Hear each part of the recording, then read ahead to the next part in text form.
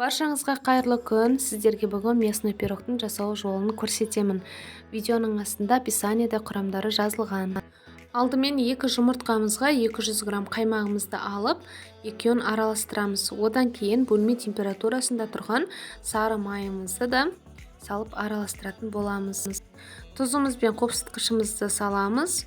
Және де осы ұнымызды 2-3 бөлікке салып, осылайынан араластырып отырып, қолымызбен қамыр жасаймыз. Енді осылайынан салып, тоңазытқышқа жарты сағатқа қойып қоямыз. Салмасын дайындаймыз. Ол үшін тартылған етімізге пиязымызды, тұз, бұрышымызды және де сары майымызды салып, үстіне жұмыртқамызды құйып, қолымызбен жақсылап араластырып аламыз. Енді пергаментте қағазымызды осылайынан жазып аламыз. Сіздерге де поклан деген түрін пайдалануға кеңес етемін.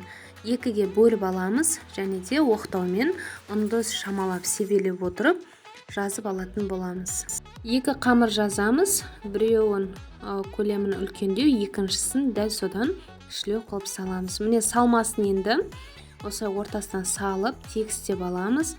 Үстіне сары майымызды осылай қойып шығып, екінші жазылған қамырды үстіне жазып отырып, әдемілеп тұрып, жан-жағын түйеміз.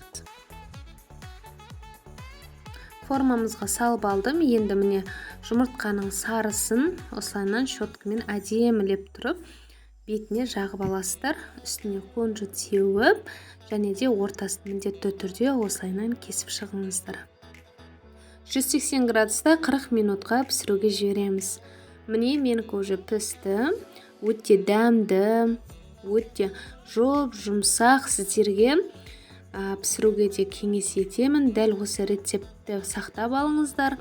Және де осы видео ұнаса, лайк басып, пікір қалдырып, мені қолдап кетіңіздер.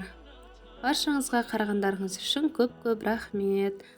Арнаға жазылуды ұмытпаңыздар, тағы да күшті рецепттер болады.